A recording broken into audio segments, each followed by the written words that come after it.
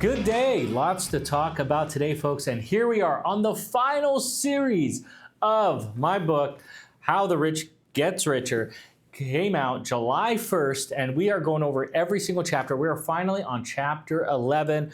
We are talking about estate taxes. And estate taxes, now this one right here, I think very important as it goes over. Specifically, rich people want to leave a legacy. I mean, let's just stop there. Wouldn't you say all people want to leave some type of legacy? It doesn't always have to be about money. It could be just about your presence, having good maybe kids that carry the legacy name. It could be about something as simple as having a business carrying on without you. In general, I think it's fair to say, for the most part, nobody wants to be forgotten. Now, the interesting thing about those people with money is they have a way to make their name last forever. This could be something as donating or building a building at somebody's alma mater. We see that all the time, such as at my alma mater, Arizona State University, where you have the W.P. Carey School of Business, or you have the engineering, Ira Fulton School of Business. So there are many different ways to do legacy. I've seen people do it at churches where they have, or religious organizations where they have a tree, a donation tree of those who donated money to build the church hall or the church in general, or a religious organization. So the idea in general is we all want to be remembered, especially if you have something that's worth remembering. So this chapter of Rich People Want to Leave a Legacy is focusing more on kind of the bigger aspects of what financial planning concepts go over, which is, for most of us, estate planning. Now, first and foremost, I hear this from a lot of people, do I need a trust? I hear that often. And for those who own real estate, for the most part, I would say, yes, you should. Because most states don't have a transfer on death, a TOD option. Which means a will, if you have a will, you do not avoid probate. People think that often. Hey, I wrote on a letter here that I want all my assets being split between my two children or given to my neighbor or whatever the case is. That does not avoid probate. What that does is tell the courts what you want to happen. But you still have to have an open hearing for it, which is why when something goes to probate, typically they put that on the paper and so on. So if creditors or people say this person owed money, then they have to hear them out and show the proof for it, which is why probate can be very expensive. The famous story I have is Howard Hughes took over 20 years to settle his estate, and it finally got split over 22 cousins.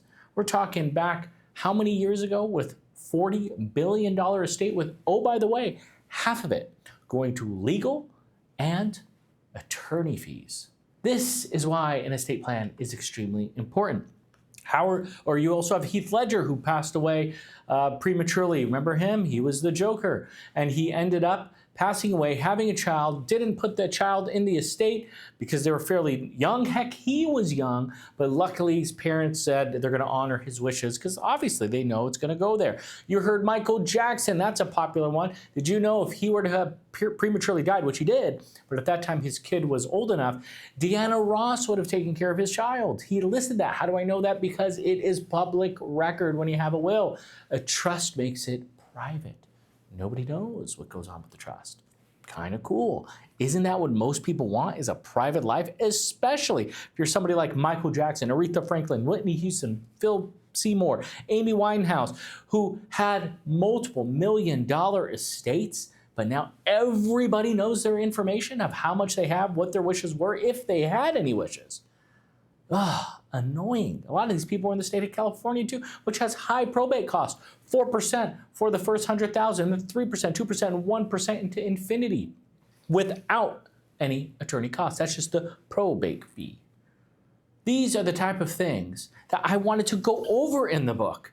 If you are in a state that in fact does have a TOD option. So if you are looking to split your estate equally amongst 3 people, I can argue you, or 2 people, whatever the case is, you don't need to have a trust. Because if you have a trust, you're spending the extra money, and if you have a property, whatever the case is, well, a transfer upon death, a beneficiary.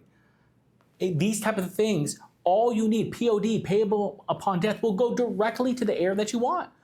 Whether it's to 1 person, 2, 3, 4, 5, whatever. So we can argue, if you had it so simple, you don't need a trust. Why spend the extra money? It may not be necessary. By the way, folks, if you're just joining me, you're listening to Gabriel Shahin, Certified Financial Planner, and your host. More knowledge, more wealth here on every weekend. We're talking about all the personal topics of personal finance, and we are talking about the book of How the Rich Get Richer. And today we're talking about chapter 11 of how rich people want to leave a legacy. And of course, we talked about how everybody wants to leave a legacy. But the idea and concepts of understanding how estate planning works is crucial. It's crucial if you're a real estate owner. It's crucial if you have multiple assets in multiple states. Crucial if you have international assets or a spouse or kids that are international, maybe non-US residents or citizens or whatever the case may be. There is so many different variables that come into play with this, where you have to understand your situation. All I'm trying to highlight is the simple piece of this chapter. And this chapter, the publishers decided to just go over all the different types of estate planning and accounts and trusts and so on. And I thought it was a little overkill. I wanted to give fun stories, as I've done it throughout the book, but at the end of the day, it was a good idea. I actually had great feedback from readers talking about this chapter, how they have a great guide. You forget the subtitle of How the Rich Get Richer, and that is Your Ultimate Guide to Building Wealth. And the best way to do that is to explain each and every trust that's out there. Now everyone that's out there, right? There's so many, but the ones that could be applicable to you. So when you are wanting to build an estate plan, the whole idea and logic with this is calling the shots after your death. That's literally what you want to do. Right now, if I have a 10, 7, and 4-year-old at home, I want to make sure that they still grow up, if God forbid they had no mom and dad, where they can grow up and be independent, good contributors to society and good human beings. I don't want them all to have access to the money at 18 years old. Now, let's just say they want to go to college. Yes, I would like their college paid for. Let's just say at 25, 30, they want to buy a house. Yes, depending on the rules of that house, maybe, I don't know how big the estate is, but let's just say it's $1 million. Okay, do we want all that inheritance going towards a down payment on 1, 2, or 3 kids? No, you have to set some rules and parameters, assuming you want to split 3 ways. What if, God forbid, somebody got into an accident and now has special needs? Does that person now need more? Or do you have to do some tweaks to that plan because now they have government subsidies, government assistance, government insurance, government help, government housing? These are the things people don't talk about, and this is why people talk and work with a financial professional. And this is why estate planning is crucial because, as we said before, you call the shots after you're gone. Folks, we're going to go on a quick break, and when we come back, we're going to talk more about this chapter and the applicable applications for you. We'll be right back after a few words. Welcome back, folks. This is Gabriel Shahin, Certified Financial Planner, and your host of More Knowledge, More Wealth, here on every weekend. And we are talking about all important topics of personal finance. And today we are talking about estate planning and chapter 11 of my new book of How the Rich Get Richer. And we are discussing how rich people want to leave a legacy and how everybody wants to leave a legacy some way or another. Now, I know, as we come back from the break, for those who, by the way, on YouTube, you're probably seeing one of my lights that are running out of juice here, so we'll make sure to replace that for next episode, don't you worry. I see it, got eyes behind the back of my head, but the idea of all of this all comes down to you. And proper estate planning focuses on you, and you have to ask yourself, what do you want? It could be something as simple as a 20 or 30-year-old and their situation right now. It's going to your siblings, it's going to your parents. It could be something as simple as somebody in their 40s or 50s now having kids in the house or aging parents. Or we have some people with now blended families or even people that are recently divorced. You have to take a look at your situation and ask, what do you want? What do you want for yourself now? What do you want for your heirs and the people you love later? Not everybody has kids in today's day and age. So if, in fact, it goes to probate, the courts are not going to be as easy. I had a situation where somebody with a $3 million estate had one son, close to that son. Pretty simple. Assets go to his blood son. Blood son. Why would I say that? Because his dad, at 85 years old, remarried. Remarried somebody with, oh, by the way, 5 kids. The courts and the state of California says all of those brothers and sisters are equals. That $3 million estate, that gentleman got 1/6 of it. He got $333,000. Is that right? No, $666,000. It literally killed him because he had to do all the work. These are the concepts that people don't think about. It's what the effect it has on their heirs going through probate. And I know all of you have now experienced one person at the minimum going through probate. And these are the stuff that can often be resolved if you just take a step back and focus on tomorrow. Isn't that what planning is? You're probably planning, let's just say today is a Wednesday, or let's say it's a Friday, let's say it's a Saturday. This show's on a Saturday, right? You probably have plans for tonight, don't you? So obviously you know how to plan. It's innate in you. As my brother Andrew likes to says, I hate making plans because they never turn out accurate. Well, who cares? Obviously, nobody knows when they're going to die. Nobody knows exactly when they're going to get married. Nobody knows if they're going to have kids or when they're going to have kids. That is called life, Andrew. Go roll with the punches. So what, you're not going to plan to come over tomorrow night?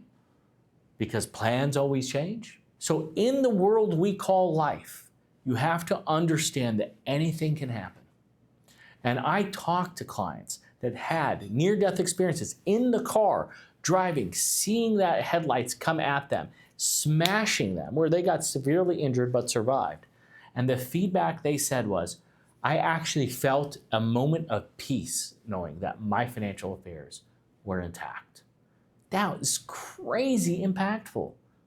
I think about that often to make sure my stuff is intact. And thank God they are. Don't you worry, it's not the cobbler's son has the worst shoes. In fact, I practice what I preach, which, oh, by the way, is probably why I'm good at preaching these practices. So focus on your situation, your why, what you want, and focus on how you want it done. Those core competencies are going to execute what you need. And a lot of people don't know what they don't know, which is why in chapter 11 of How Rich People Want to Leave a Legacy, I went over these concepts and also the variable of charity. Because as I say in the book, and my clients who've talked to me for the past 15 plus years know when I talk, I say your money goes three places. It goes, well, living, it goes to you, the IRS, or charity. Your job is to choose two of the three. If you're complaining about taxes, then just give all your money to charity. You will have no taxes. It's the same thing when you die. Your money goes two of the three places. It goes to your heirs, IRS, or charity. If you are subject to estate taxes, your job is to choose two of the three. This is why charitable giving is such an important piece. Now let me back up on the giving.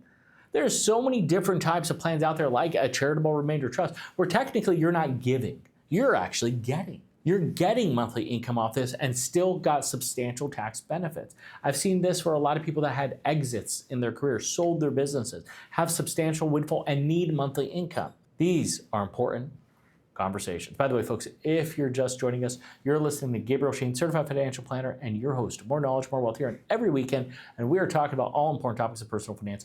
Today, we're talking about How the Rich Get Richer. New book came out July 1st, going over these core concepts of financial planning. And chapter 11, the final chapter in this, along with the conclusion, is going over the basics of estate planning and the things that you need to take into consideration. There's reasons people talk to a financial professional. There's reasons financial planners lead the conversation of estate planning, not because they do your estate plan. It's because sometimes, based on your financial situation, they know all the complexities of your life. And in addition to that, they sometimes, if it's a good financial planner, know you better than you, know your spouse better than you, and know your kids better than you.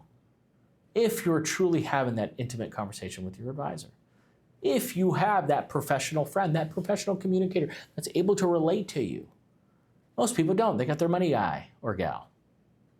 But this is where financial planning is different and why personal finance is more personal than finance.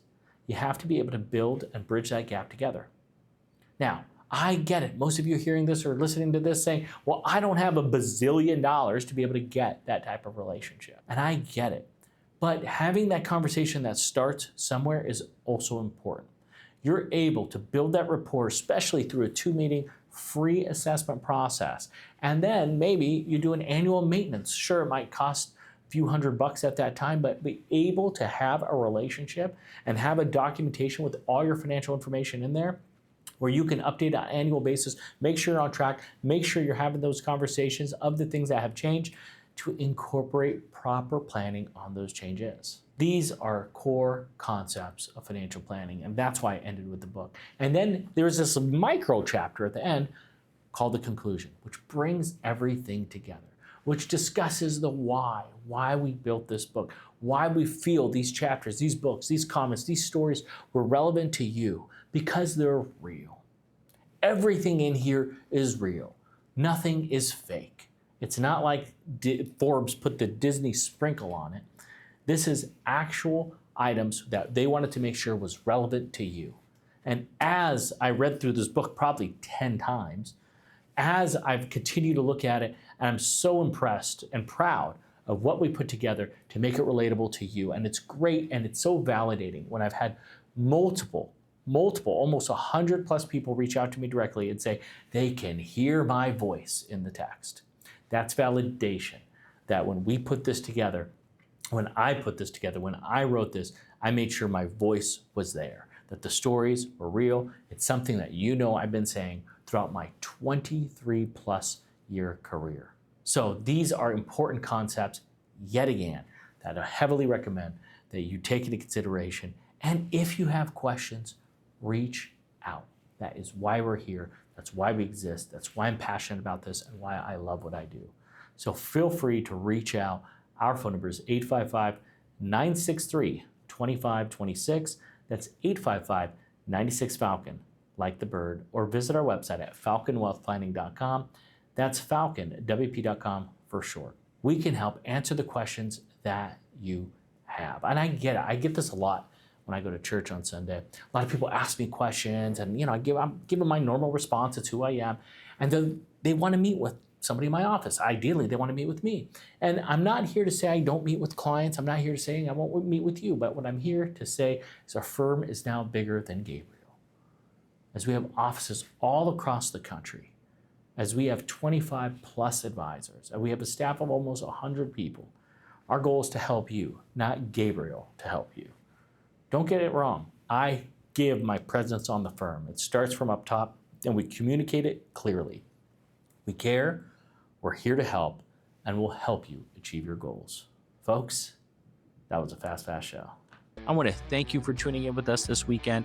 You can always reach out to myself or any one of our colleagues here at Falcon Wealth Planning. Our phone number is 855-963-2526. That's 855-96-FALCON, like the bird. Or visit our website at falconwealthplanning.com. That's falconwp.com for short, where you can go and visit our Knowledge Center, which redirects you to YouTube. We have over 1 million views, folks. And if you want us to discuss anything on YouTube, on the show, whatever, send your inquiry to radio@falconwp.com. That's radio@falconwp.com. And if you want this episode, any one of our previous episodes, you can go on podcast, Spotify. We have them all there. And folks, we want to thank you for your trust. We want you to feel free and feel comfortable to reach out with any questions that you have. I want you to have a fantastic weekend. Have a great week, and God bless.